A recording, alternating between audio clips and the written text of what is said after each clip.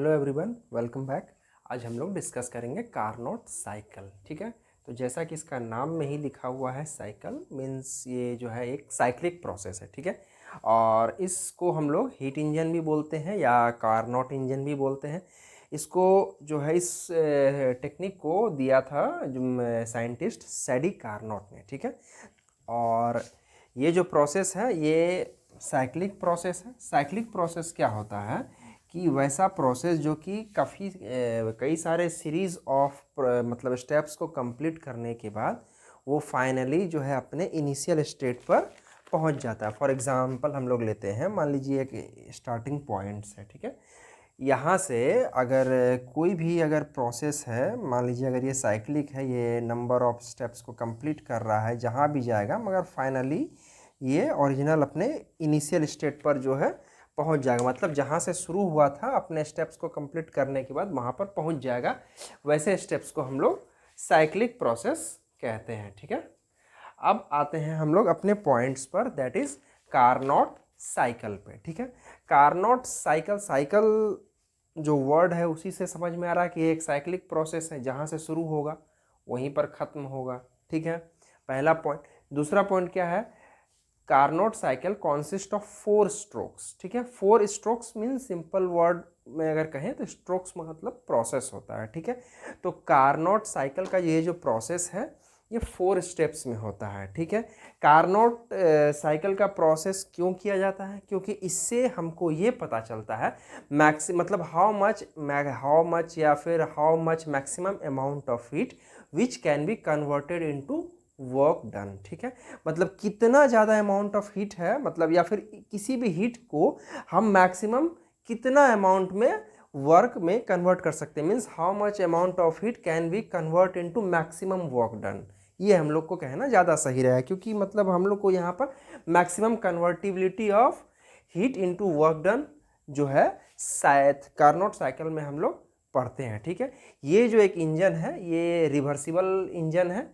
ठीक है, और यहाँ पर टोटल 4 स्टेप्स को फॉलो किया जाता है, that is isothermal, reversible expansion. मैंने यहाँ पर रिवर्सिबल वर्ड नहीं लिखा है, लेकिन सभी में जो रिवर्सिबल वर्ड है वो ऐड होगा। ठीक है, आइसोथर्मल रिवर्सिबल एक्सपेंशन। सेकंड होता है adiabatic expansion, isothermal compression and adiabatic compression, या फिर एडियाबेटिक रिवर्सिबल कॉम्प्रेशन भी बोल सकते हैं। यहाँ पर सिंपली इस पॉइंट्स के लिए एडियाबेटिक रिवर्सिबल एक्सपेंशन। ठीक है, ये 4 स्टेप्स हैं।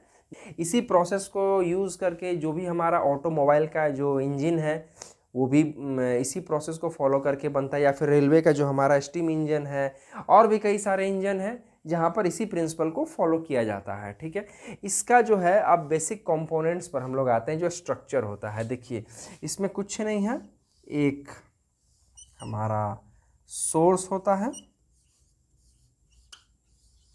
ठीक है, और एक जो होता है सिंक होता है। सिंक मतलब डूब जाना, जैसा कि हम लोग जानते हैं। तो सिंपल सा मतलब है, सोर्स जो है हाई टेम्परेचर पर रहता है, सिंक जो है लो टेम्परेचर पर रहता है। इसके अलावा एक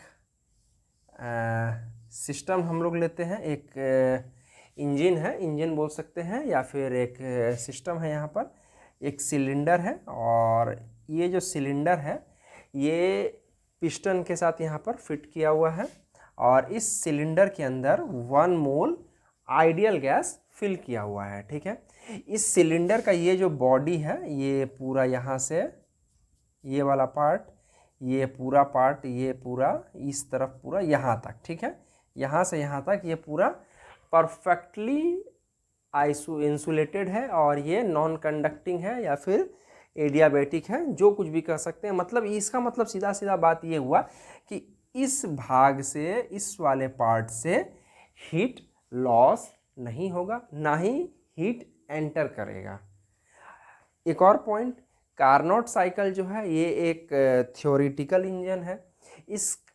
इस थ्योरेटिकल प्रोसेस में जितना हम लोग वर्क डन लेते हैं, प्रैक्टिकली उतना पॉसिबल नहीं होता है, बट थ्योरेटिकली ये पॉसिबल होता है। ठीक है, तो हम लोग इसको थ्योरेटिकली पढ़ेंगे। देखिए, ये जो सिस्टम है हमारा, इसके अंदर 1 मोल आइडियल गैस भरा हुआ है, इसके चारों तरफ का जो हिस्सा है वो वेल इंसुलेटेड है एंड एडियाबैटिक है, बट ये जो बॉटम पार्ट है ये परफेक्टली कंडक्टिंग है, ठीक है।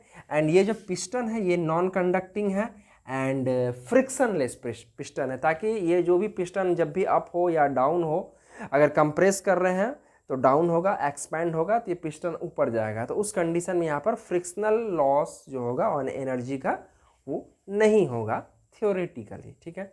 अब हम लोग इसमें क्या होता है कि एक बार इस सिस्टम को हम लोग सोर्स के ऊपर रखते हैं, मतलब ये जो सिस्टम है इसको उठा करके इस मतलब सोर्स के ऊपर यहाँ पर इस मतलब जो बॉटम पार्ट है इसको इसके साथ कंडक्ट करते हैं, तो जिससे ये जो हीट है वो इस बॉडी के अंदर, इस इंजन के अंदर चला जाता है, और हीट जाने से क्या होगा, इसके अंदर एनर्जी आएगा, एनर्जी आएगा तो ये वर्क करेगा, तो सिस्टम के द्वारा वर्क होगा।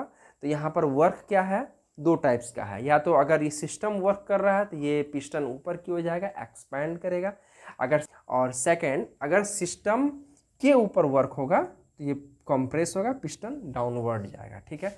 अब हम लोग आते हैं इसका प्रोसेस के ऊपर, ठीक है। तो अब यहाँ पर जो फर्स्ट प्रोसेस होता है या फर्स्ट स्ट्रोक जिसको बोलते हैं वो है हमारा आइसोथर्मल एक्सपेंशन, ठीक है।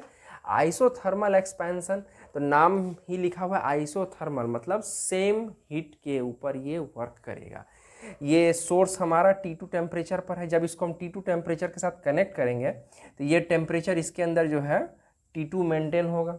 T2 मेंटेन हो रहा है मतलब कि यहाँ पर आइसोथर्मल कंडीशन मेंटेन हो रहा है, मतलब same heat condition, same temperature condition maintain हो रहा है। उस कंडीशन में क्या होगा कि जब ये बॉडी इसके ऊपर रखा हुआ है परफेक्टली, मतलब यहाँ पर जो है कंडक्ट हो रहा है इस बॉटम पार्ट से सोर्स के साथ, तो इस इंजन के अंदर, इस सिस्टम के अंदर क्या हो रहा है, हीट जा रहा है। जब इसके अंदर हीट जाएगा तो उस वजह से क्या होगा कि इसका जो है एक्सपेंशन होगा और ये पिस्टन ऊपर जाएगा। अगर ये पिस्टन ऊपर जा रहा है, एक्सपैंड हो रहा है, मतलब क्या हो रहा है, प्रेशर घट रहा है, ठीक है। अब यहाँ पर जो है हम लोग को एक ग्राफ मिलता है साइक्लिक प्रोसेस का, प्रेशर वर्सेस वॉल्यूम का हम लोग ग्राफ ड्रॉ करते हैं, ठीक है। तो अब मान लेते हैं कि यहाँ से ये सिस्टम स्टार्ट हो रहा है, ठीक है, पॉइंट ए से, ठीक है। जब ये सिस्टम एक्सपैंड होना शुरू हुआ, ठीक है, वॉल्यूम एक्सपैंड हो रहा है गैस का, तो जाहिर सी बात है इसका प्रेशर घटेगा, तब ये पिस्टन ऊपर जाएगा और वॉल्यूम एक्सपैंड होगा, ठीक है। वॉल्यूम एक्सपैंड हो रहा है मतलब वॉल्यूम बढ़ रहा है और यहाँ पर प्रेशर घट रहा है। तो ये जो लाइन है हमारा एब्सिसा एंड ऑर्डिनेट का, तो यहाँ पर हम लोग देख रहे हैं ऊपर की ओर जाएगा तो प्रेशर बढ़ेगा, डाउनवर्ड में प्रेशर घटेगा, ठीक है। तो ये जो लाइन है ये क्या होगा, नीचे की ओर आएगा, मतलब प्रेशर घट रहा है तो ग्राफ हमारा नीचे जाएगा, मगर वॉल्यूम इंक्रीज कर रहा है, तो हमको क्या करना, प्रेशर को घटाना भी है और वॉल्यूम को बढ़ाना भी है। तो हम लोग क्या करते हैं, इसको कुछ इस तरह हम लोग ड्रॉ करते हैं, ठीक है। तो यहाँ पर क्या हो रहा है कि प्रेशर देखिए घट रहा है और वॉल्यूम भी साथ में बढ़ रहा है। अब हम लोग क्या करते हैं, यहाँ से अब इस बॉडी को हटा देते हैं, अलग ले आते हैं।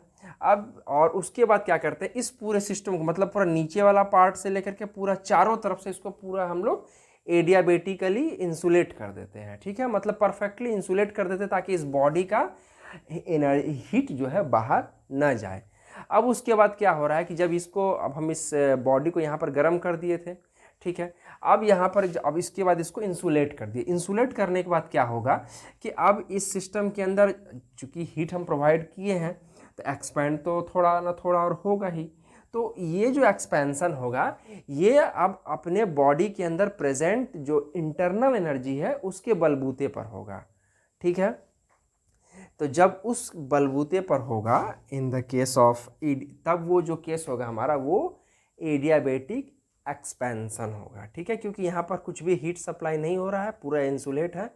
और जब इंसुलेटेड प्रोसेस है तो मैं इंसुलेटेड सिस्टम है तो वो आइसोलेटेड सिस्टम है। आइसोलेटेड सिस्टम में जो भी प्रोसेस फॉलो हो रहा है वो हमारा एडियाबेटिक प्रोसेस होगा। तो यहाँ पर फर्दर ये जो एक्सपैंड हो रहा है तो उस कंडीशन में क्या होगा कि ये जो एक्सपैंड हो रहा है अपने बॉडी के इंटरनल एनर्जी को लेकर के एक्सपैंड हो रहा है। तो जब ये इसका अपना इंटरनल एनर्जी यहाँ पर खपेगा, खर्च होगा इस बॉडी को फर्दर एक्सपैंड करने के लिए, तो उस कंडीशन में क्या होगा कि सिस्टम का इंटरनल एनर्जी डिक्रीज करेगा, और इंटरनल एनर्जी डिक्रीज करेगा मतलब कि इस सिस्टम का टेम्परेचर डिक्रीज करेगा। ठीक है, इसमें एक और पॉइंट है, देखिए पहले यहाँ पर जब इस पॉइंट पर था तो यहाँ पर इसका प्रेशर P1 था, वॉल्यूम V1 था और टेम्परेचर T2 हम लोग ले लेते हैं। ठीक है, यहाँ से जब ये एक्सपेंड होकर के इस पॉइंट पर पहुँचा, पॉइंट B पर, तो यहाँ पर इसका प्रेशर हो गया था P2, प्रेशर घट करके P2 हो गया, वॉल्यूम बढ़ करके V2 हो गया, और टेम्परेचर जो है T2 ही रखेंगे क्योंकि ये जो हमारा प्रोसेस था आइसोथर्मल था। अब यहाँ पर क्या होगा, अब ये नेक्स्ट जो हमारा प्रोसेस होगा वो एडियाबैटिक एक्सपेंशन होगा, रिवर्सिबल एक्सपेंशन होगा। ठीक है, सेकंड प्रोसेस। तो यहाँ पर फिर क्या होगा कि फर्दर एक्सपैंड हो रहा है। ठीक है, तो अब यहाँ पर क्या हुआ कि जब ये फर्दर एक्सपैंड हुआ, ये पॉइंट सी पर हम लोग पहुँच गए, यहाँ पर क्या हो रहा है कि प्रेशर और डिक्रीज कर गया। देखिए यहाँ पर ये ऊपर ज़्यादा प्रेशर है, नीचे कम है, प्रेशर यहाँ से यहाँ है, प्रेशर डिक्रीज कर गया, ये हो गया हमारा P3, वॉल्यूम बढ़ गया फिर से V3, टेम्परेचर जो है मगर यहाँ से यहाँ पर आते आते घट गया क्योंकि इंटरनल एनर्जी को कंज्यूम करके फर्दर वर्क डन हो रहा है बाय द सिस्टम। तो उस कंडीशन में क्या होगा, टेम्परेचर घटेगा। अब इस सिस्टम से जितना काम कराना था हम लोग तो करा लिए, अपना वर्क डन होना था, जिस जिस प्रोसेस से होना था वो हम लोग सब कर लिए। That is isothermal and adiabatic process, दोनों के थ्रू जितना वर्क डन हो सकता है हम लोग कर लिए। अब क्या करना है कि अब यहाँ पर जो है सिस्टम के ऊपर वर्क डन किया जाएगा। तो अब सीधा सा बात है कि जितना हीट एब्जॉर्ब हुआ था उतना वर्क डन किया। ठीक है, अब हम लोग यहाँ पर क्या करेंगे, इस सिस्टम को कंप्रेस करेंगे। जैसे आप लोग जानते होंगे कि जो भी हमारा इंजन होता है, इंजन में भी तो वही होता है, पिस्टन ऊपर नीचे जाता है और हमारा वर्क होता है, सिंपली उसी तरह यहाँ पर भी काम होगा। अब यहाँ पर हम लोग क्या करेंगे कि ये जो सिस्टम है अब इसमें हम लोग वर्क डन करेंगे, मतलब अब हम लोग इस पर वर्क करेंगे। इतना देर से सिस्टम खुद वर्क कर रहा था, अब हम लोग इसमें वर्क डन करेंगे। ठीक है, तो अब उसके बाद क्या होगा कि ये जो अब थर्ड केस है हमारा वो होगा आइसोथर्मल रिवर्सिबल कंप्रेशन। ठीक है, आइसोथर्मल मतलब सेम टेम्परेचर पर हमको कंप्रेस करना है। दूसरा पॉइंट क्या है कि अगर सिस्टम हीट एब्जॉर्ब किया तो एक्सपैंड हुआ। ठीक है, यानी कि हीट लिया और सिस्टम काम किया। अब जब हमारा कंप्रेशन का प्रोसेस होगा मतलब अब हम लोग सिस्टम के ऊपर काम करेंगे। अब सिस्टम के ऊपर काम करेंगे और हमारा जो गैस है वो कंप्रेस होगा तो उस कंडीशन में क्या होगा कि कंप्रेस ये तभी होगा जब इस सिस्टम का हीट रिलीज होगा। तो हीट रिलीज करने के लिए हम लोग क्या करेंगे, इस सिस्टम को जो ये वाला पार्ट है हमारा जो कंडक्टिंग पार्ट है, यहाँ पर इस कंडक्टिंग पार्ट को सिंक के साथ अटैच करेंगे। ठीक है, सिंक के साथ अटैच करेंगे और उसके बाद जो है इसको फर्दर हम लोग कंप्रेस करेंगे और इस कंप्रेस करने के ड्यूरेशन में क्या होगा कि सिस्टम का हीट बढ़ेगा, मतलब मशीन गर्म होने लगेगा। तो ये जो एक्स्ट्रा गर्मी होगा वो रिलीज होकर के यहाँ पर पहुँचेगा और तब उस कंडीशन में क्या होगा कि देखिए यहाँ पर टेम्परेचर T1 है और जब हम इसको कंप्रेस करेंगे तो इसका टेम्परेचर जो है कुछ इंक्रीज होगा। तो वो बढ़ता हुआ टेम्परेचर को घटा करके T1 तक ये मेंटेन करेगा, ये हमारा सिंक। ठीक है, तो इसको इसमें कनेक्ट करेंगे एंड देन आफ्टर कंप्रेस करेंगे और टेम्परेचर जो है हम लोग ये T1 मेंटेन करेंगे। तब ये क्या होगा हमारा, ये आइसोथर्मल कंप्रेशन होगा। ठीक है, ये हमारा आइसोथर्मल कंप्रेशन हो गया। अब ये जो कंडीशन हो गया हमारा पॉइंट डी का, यहाँ पर कंप्रेस हो रहा है तो यहाँ पर जो हमारा प्रेशर जो है थोड़ा सा बढ़ेगा, ये हो गया हमारा प्रेशर P4, वॉल्यूम थोड़ा डिक्रीज कर रहा है, ये हो जाएगा हमारा वॉल्यूम V4, टेम्परेचर सेम रहेगा इसलिए ये टेम्परेचर हमारा T1 ही रहेगा। ठीक है, अब उसके बाद लास्ट प्रोसेस आता है that is adiabatic reversible compression. Adiabatic condition होगा मतलब अब इस सिस्टम को इस सिंक से हटा देंगे, इस पूरे बॉडी को इंसुलेट कर देंगे।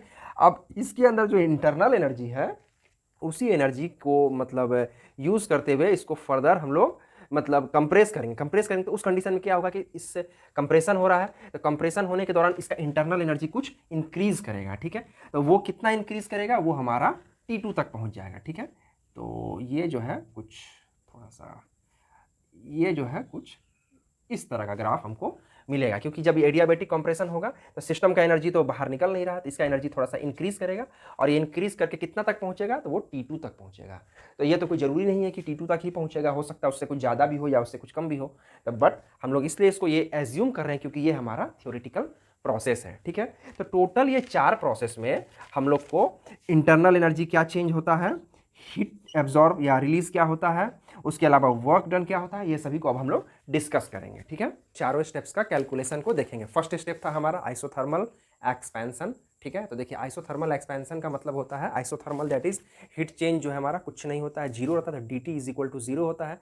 और हम लोग जानते हैं in case of ideal gas internal energy is a function of temperature. तो जब हमारा टेम्परेचर चेंज होगा ही नहीं तो इंटरनल एनर्जी भी चेंज नहीं होगा। तो डी टी जीरो है तो हमारा डेल्टा यू भी जीरो होता है, और delta U is and delta H भी हमारा जीरो होता है, क्योंकि delta H is equal to delta U plus R delta T होता है। तो डेल्टा टी जीरो हो गया हमारा, तो आर डेल्टा टी जीरो हो गया, डेल यू ऑलरेडी जीरो है, इसलिए डेल्टा एच भी हमारा यानी चेंज इन इंथैल्पी भी जीरो हो जाता है। ठीक है, अब हम लोग जानते हैं from the first law of thermodynamics delta U is equal to Q plus W होता है, और डेल्टा यू तो हमारा जीरो है, तो is equal to zero put करेंगे तो ये हमारा जो Q2 है, Q2 is equal to W इधर जाएगा तो माइनस डब्ल्यू हो जाएगा। ठीक है, ये Q2 जो है हमारा हीट एब्जॉर्प्शन होता है। जब हम फर्स्ट स्टेप में हम बताए थे कि ये जो हमारा सिस्टम है उसको सोर्स के साथ जब कनेक्ट करते हैं तो उसमें हीट एनर्जी का एब्जॉर्प्शन होता है, दैट इज यहाँ से यहाँ तक आ रहे हैं उस समय जो हमारा Q2 जो एब्जॉर्प्शन हो रहा है दैट इज Q2 जो कि heat absorb by the system और द कार्नोट साइकिल या कार्नोट इंजन बोल सकते हैं। ठीक है,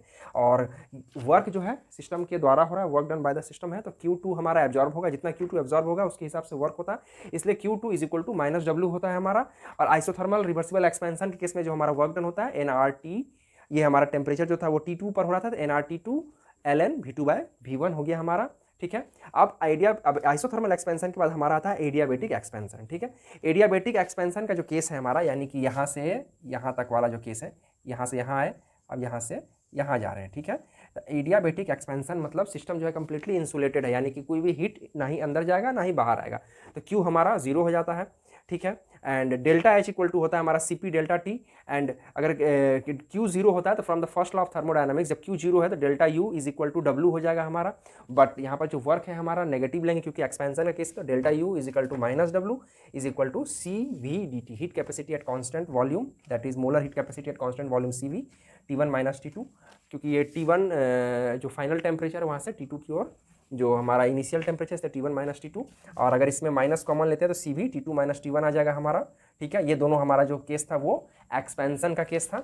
अब आते हैं कॉम्प्रेशन का केस में, तो उसके बाद थर्ड हमारा होता है आइसोथर्मल कॉम्प्रेशन। ठीक है, तो यहाँ पर जो है हम लोग जैसा जानते हैं DT जीरो है तो यहाँ भी DT जीरो हो जाएगा, डेल्टा यू भी जीरो होगा और डेल्टा एच भी जीरो हो जाएगा। ठीक है, अब आते हैं from the first law delta U is equal to Q plus W, delta U हमारा जीरो है तो क्यू जो है यहाँ पर यानी W is equal to minus Q हो जाएगा, ये Q1 है, Q1 is the heat release होगा। यहाँ पर हम लोग आपको बताए थे कि आइसोथर्मल कंप्रेशन के केस में हीट को रिलीज किया जाता है, तो हीट रिलीज हो रहा है इसलिए Q1 जो है हमारा नेगेटिव साइन रहेगा, but work done on the system है इसलिए W पॉजिटिव रहेगा, and it is equal to NRT1 at temperature T1 this process is going on, that's why W equal to NRT1 ln V4/V3 हो जाएगा हमारा expression of work done। and then last step this one that is used for the restoration of our system, जो कि हमारा system जो है original state में restore हो जा रहा है, इनिशियल स्टेट पर पहुंच जा रहा है, वहाँ पर जो है एडियाबेटिक कंप्रेशन में delta U is equal to W हो जाए, क्योंकि एडियाबेटिक के केस में क्यू हमारा जीरो होता है चाहे वो एक्सपेंशन हो या कॉम्प्रेशन हो। ठीक है, तो delta U is equal to W हो जाएगा from the first law of thermodynamics, ये वाला part delta U is equal to Q plus W, Q zero तो delta U is equal to W is equal to CV T2 minus T1 हो जाएगा, and enthalpy जो है हमारा हो जाएगा delta is equal to CP delta T। ठीक है, अब यहाँ पर हम लोग देख रहे हैं कि एडियाबेटिक के केस में Q हमारा जीरो है चाहे एक्सपेंशन हो या कॉम्प्रेशन हो, तो टोटल अब यहाँ पर जो है हम लोग दो चीज़ डिफाइन करेंगे या इसमें हम लोग देखेंगे, पहला वर्क डन कितना हुआ, नेट वर्क डन, एंड दूसरा देखेंगे नेट हीट एब्जॉर्ब। ठीक है, और थर्ड पॉइंट देखेंगे heat absorb, amount of heat absorb equal to amount of work done. ठीक है, मतलब जितना हीट एब्जॉर्ब हुआ है उतना वर्क डन होना चाहिए। तो ये तीन पॉइंट्स को यहाँ पर हम लोग देखेंगे, तब लास्ट में हम लोग देखेंगे इफिशियंसी क्या होता है और इसमें से कितना वर्क हम लोग डन करवा सकते हैं इस इंजन के थ्रू। तो पहले हम लोग देखेंगे हीट एब्जॉर्ब, तो net heat absorb Q is equal to Q2 minus Q1, Q2 हो गया जितना एब्जॉर्ब किया था, और Q1 जो है कॉम्प्रेस के समय में जितना निकला था हमारा, तो जो बचा हुआ पार्ट है that is Q is equal to Q2 minus Q1 हम लोग लेंगे। तो Q2 का जो वैल्यू है हमारा हमको आया था NR plus Q is equal to आया था NRT2 ln V2/V1 हम लोग लिए हैं, और minus Q is equal to आया था प्लस NRT1 ln V4/V3। ठीक है, ये वाला जो पार्ट है हमारा आइसोथर्मल कंप्रेशन, ये देखिए ये हमारा V3 है और ये हमारा V4 है। ठीक है। तो final volume minus initial volume ये हो गया हमारा, और ये पूरा एक्सप्रेशन हो गया nRT1 ln V4/V3। तो इस दोनों को ऐड करेंगे तो हमको जो है ये वाला इक्वेशन मिलता है। बट यहाँ पर एक फंडा आता है कि हम लोग जानते हैं एक एडियाबेटिक रिलेशन है टेम्परेचर एंड वॉल्यूम के बीच में, T(V⁻⁻1 is equal to T1V1(⁻⁻1 equal to T2V2(⁻⁻1। ठीक है। ये एडियाबेटिक कंडीशन में ये वाला हमको रिलेशन आता है, that is equal to constant के बराबर होता है हमारा।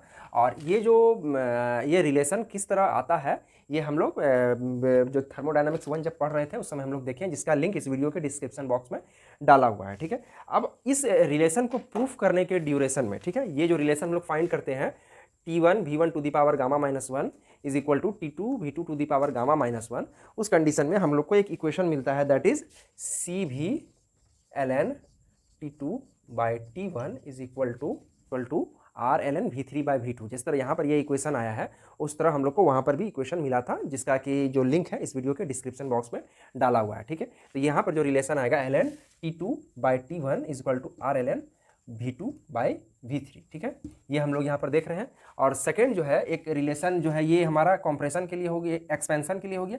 सिमिलरली एक इक्वेशन जो है हमको कंप्रेशन के लिए भी मिलेगा, तो R ln T2/T1 is equal to R ln V4/V1। ठीक है। तो हम लोग यहाँ पर क्या देख रहे हैं कि CV ln T2/T1, यहाँ पर भी देख रहे हैं CV ln T2/T1, ये दोनों जगह पर कॉमन है, यहाँ पर भी R ln और यहाँ पर भी R ln कॉमन है। तो ये पूरा का पूरा पार्ट जो है कैंसलाइज हो जाएगा। रीअरेंज करते हैं तो हमको मिलता है V4/V3 and V4/V3 is equal to ये V3 यहाँ आएगा और ये V1 यहाँ चल जाएगा, तो V1/V2। अगर इसका रेसिप्रोकल लेंगे तो V2/V1 is equal to V3/V4 मिल जाता है। ठीक है। तो हम लोग यहाँ पर जो है इस रिलेशन को यूज़ किए हैं। तो देखिए nRT2 ln V2/V1 minus nRT1 ln V3/V4। ठीक है। तो अब हम लोग क्या करते हैं कि ये जो V3/V4 है इसके जगह पर हम लोग V2/V1 को यूज़ करते हैं। ये यहाँ पर माइनस साइन इसलिए आ गया है क्योंकि यहाँ पर देखिए V4/V3 है, इसको जब हम लोग रेसिप्रोकल करते हैं दैट इज V3/V4 होगा, यहाँ पर ये नेगेटिव साइन आ जाएगा। ठीक है। अब रिलेशन है V2/V1 इक्वल टू V3/V4, तो V3/V4 की जगह पर हम लोग V2/V1 पुट करते हैं, यहाँ पर ये इक्वेशन को लेते हैं और nR कॉमन आ जाएगा T2-T1 ब्रैकेट के अंदर और ln V2/V1 इधर आ जाएगा। तो ये हमारा जो इक्वेशन है Q equal to nR T2-T1 ln V2/V1 is equal to net heat change. ठीक है। अब हम लोग यहाँ पर डिफाइन करेंगे नेट वर्क डन। ठीक है। तो नेट वर्क डन जो होगा हमारा that is W is equal to minus W1 plus minus W2 plus W3 plus W4। ठीक है।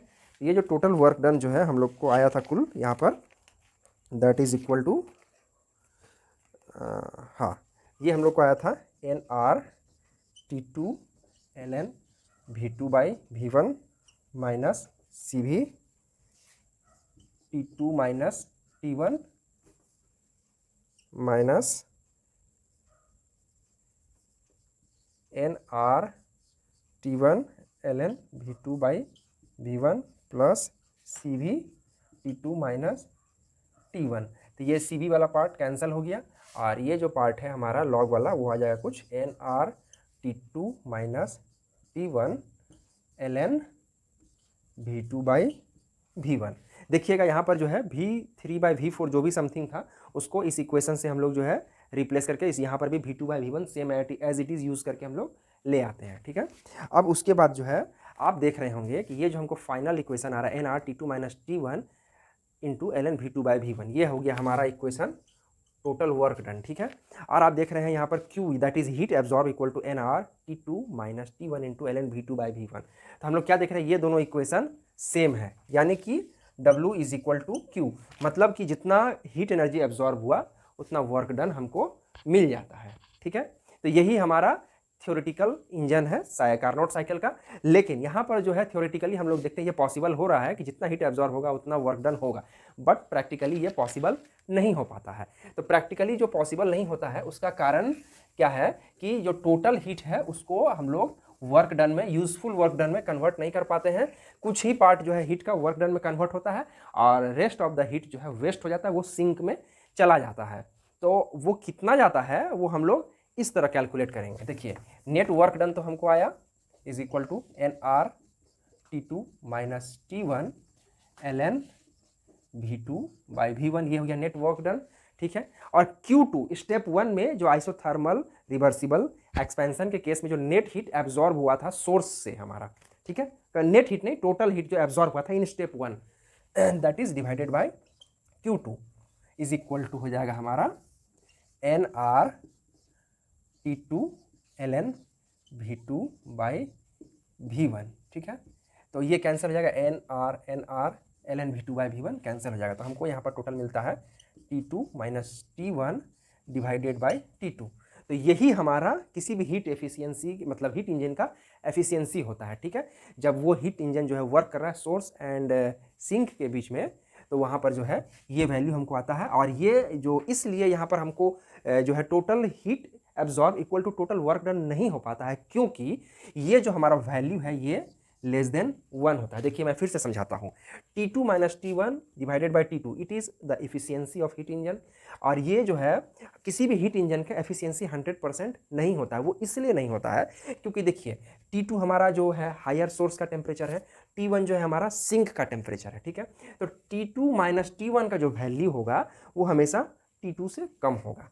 इस कारण से क्या होता है कि जो एक्स्ट्रा एनर्जी जो कि T1 में जा चुका है वो तो वेस्ट हो जा रहा है। तो वो वेस्ट होने के कारण हमारा जो वैल्यू आता है वो एफिशिएंसी का 100% नहीं मिलता है, वो 100% से कम ही रहता है, ठीक है। तो कहीं भी आप देखिएगा, सपोज कीजिए कि एक सिस्टम है, ठीक है, जो सोर्स का टेम्परेचर है 5 डिग्री, सिंक का टेम्परेचर है 3 डिग्री, ठीक है। तो 5 माइनस 3 कितना हुआ 2 डिवाइडेड बाय सोर्स का टेम्परेचर 5। तो आप देख रहे हैं कि 2 डिवाइडेड बाय 5 ये जो है 1 से कम हो जा रहा है, ठीक है। तो 1 से कम हो रहा है, इसी वजह से यहाँ पर हमको हीट का एफिशिएंसी मतलब वर्क का जो एफिशिएंसी है, हीट इंजन का जो एफिशिएंसी है वो 100% नहीं हो पाता। वो तभी हो सकेगा जब हमारा T1 का वैल्यू 0 हो जाएगा, देन T2 और T2 कैंसिल होकर के 1 मिलेगा, मतलब जितना अमाउंट ऑफ हीट एब्जॉर्ब करेगा कंप्लीटली वर्क डन में कन्वर्ट होगा। बट प्रैक्टिकली ये पॉसिबल नहीं हो पाता है। और ये जो हमारा एफिशिएंसी है इसको हम लोग ईटा से भी डिनोट करते हैं, ठीक है।